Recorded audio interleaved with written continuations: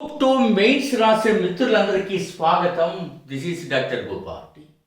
మిత్రులారా, ఈ రోజున రాష్ట్రంలో జరుగుతున్నటువంటి పరిస్థితులను, ప్రభావాలను, పరిణామాలను నేను చూసిన తర్వాత ఒక్క 40 సెకండ్ల మాత్రమే దాని గురించి మాట్లాడతాను. మిగిలిందంతా కాకతీయుల కాలంలో లేదా ఆంధ్ర రాష్ట్ర చరిత్రలో ఒక్క ఇంపార్టెంట్ బిట్టు రాబోయే టాపిక్ అనే చెరువుల నిర్మాణంతో పాటు మీరు రాయాల్సిన ఏపీ హిస్టరీ టెస్ట్ సిరీస్ గురించి మాట్లాడతాను. ఇక్కడి నుంచి ఆసక్తి ఉన్నవారు కంటిన్యూ అవ్వండి. మీరు పిచ్చి పిచ్చి ఆలోచనలు చేయకండి, ఆందోళన పెట్టుకోకండి. రాష్ట్రంలో జరుగుతున్న పరిణామాలు నిరర్ధకమైనటువంటివి. 3 సంవత్సరాలుగా మనము నిద్ర లేకుండా మీకోసము మా టీము, నేను అందరము కష్టపడ్డాం.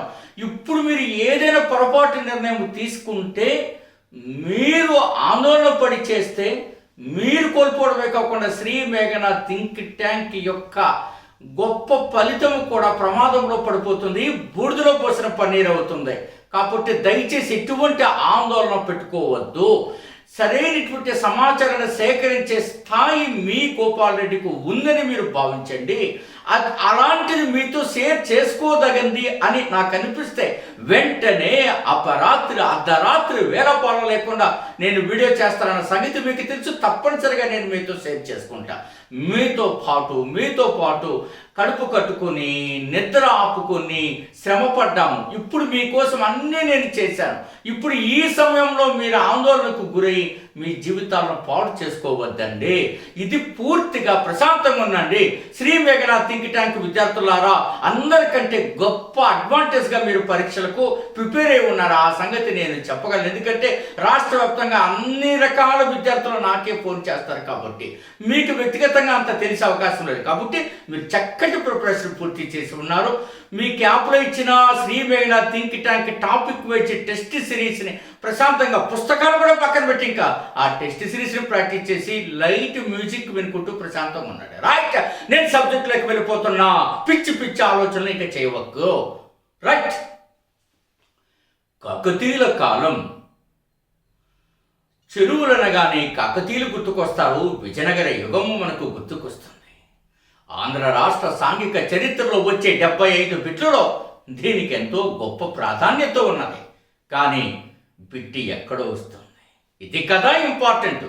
మీరింకా రామప్ప చెరువు, పాకాల చెరువు, కేసరి చెరువు లేక కేసరి సముద్రము, జగత్కేసరి సముద్రము ఇలాంటివి చదువుకుంటూ చెరువుల్లో నేను బాగా చదివేశాను, నన్నెవ్వరా తెలుస్తారు అంటే ఏపీపీఎస్సీ నిన్ను తెలుస్తుంది లేక గట్టిగా ముంచేస్తుంది.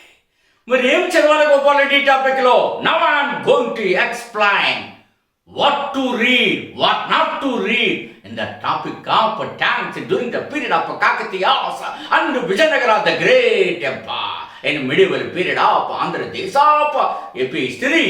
Right now come to the point. మిత్రులారా, ఈ చెరువుల నిర్మాణం చెప్పబోయే ముందు మీరు ఎప్పుడైనా ఒకటి గుర్తుపెట్టుకోండి. గ్రూప్ 2 మెయిన్స్లో DT పోస్ట్ కొట్టాలంటే ఇప్పుడున్న సబ్జెక్టులో నిన్ను కాపాడేది ఏపీ హిస్టరీ. ఏపీ హిస్టరీలో నువ్వు 65 to 70 దాటించ ఉంటే నిన్ను కొట్టేవాడు ఉండడం. అందుకోసమే ఏపీ హిస్టరీలో మీకు తెలుసు, మనం 25 పుస్తకాల నుంచి మీకు ఇచ్చినటువంటి జ్ఞానాన్ని 3 రోజుల్లో మీరు టెస్ట్ రాసుకోవచ్చు, ప్రాక్టీస్ చేయవచ్చు. అది కూడా రోజుకి 2 లేక 3 గంటలు చాలు. అంటే 10 hours అనుకోండి. అంతే, అంతకంటే ఏం చెప్పక్కర్లా. నేను 40 టెస్టులు, ప్రతి మీకు ఇచ్చిన 5 యూనిట్లని 40 భాగాలు చేసి 40 టెస్టులు ఇచ్చారు. ఇందులో బేసిక్స్ లేకుండా, రిపీటెడ్ లేకుండా, సొల్లు లేకుండా మీకు అందించడం జరిగింది. అట్లాగే ఎవరికి ఏ సబ్జెక్ట్ ఉంటే ఆ సబ్జెక్ట్ మీరు చూసుకోవచ్చు. మీకు నేను ఇంకా బోర్డులో అన్నీ చూపించిన ఇంకా చెప్పుకుంటూ పోతుంటాను. ఇంక ఈ రోజు నుంచి ఎప్పుడు వీలైతే అప్పుడు వీడియో పెడతానే వస్తుంట, మిస్ అవ్వకుండా చూస్తూ రండి. సో మీరు ఈ డిస్క్రిప్షన్లో చాలా నెంబర్లు ఉంటాయి. 8074940030కి రిక్వెస్ట్ పెట్టుకోండి. వారి డెమో పెడతారు. ఇమ్మీడియట్గా జాయిన్ అవ్వాలనుకుంటే జాయిన్ అయిపోయి మీరు ప్రశాంతంగా చేసుకోండి. ఈ చివరి నిమిషంలో మీకు చిన్న వాటికి ఫీజులకు భయపడిపోయి మీరు జీవితాన్ని నాశనం చేసుకోవద్దు. ఎంత డీసెంట్గా క్రమశిక్షణగా టెస్టులు పెట్టామో రాస్తున్న వాళ్ళకి అందరికీ తెలుసు. అది ఏపీ హిస్టరీ, మీరు come forward, or polity, or economy, or SNT డైనమిక్గా ఉంటాయి. సో రైట్, అంతేకాకుండా మీకు శ్రీ మేఘనా థింక్ ట్యాంక్ యాప్ డౌన్లోడ్ చేసుకుని మీరు ప్రశాంతంగా మీరు ముందుకు వెళ్ళొచ్చు.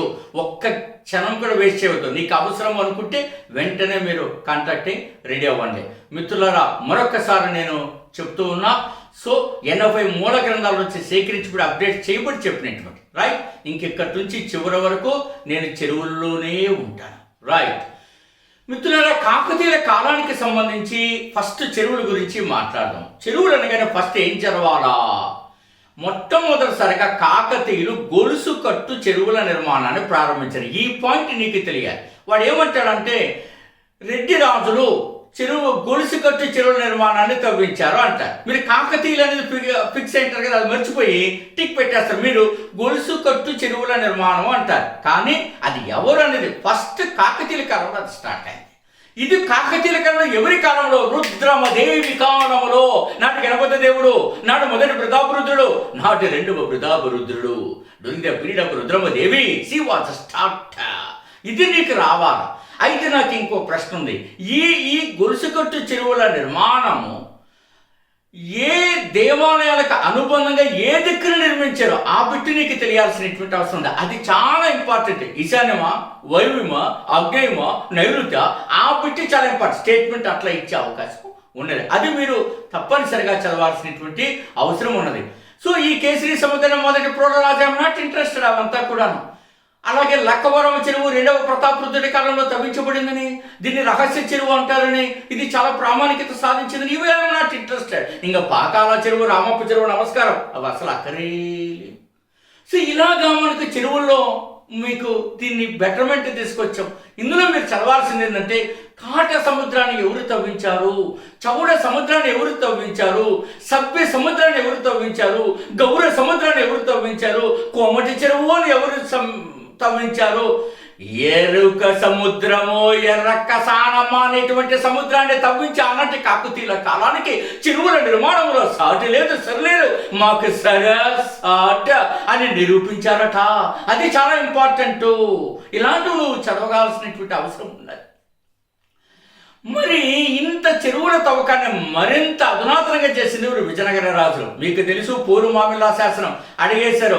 చెరువుల నిర్మాణానికి కావలసిన షరతుల గురించి, దోషాల గురించి, నియమాల గురించి, నిబంధనల గురించి చెప్పిన శాసనం పూర్వమామిలా శాసనం ఇది అడిగేశారు. ఇది బేసిక్ పెట్టు.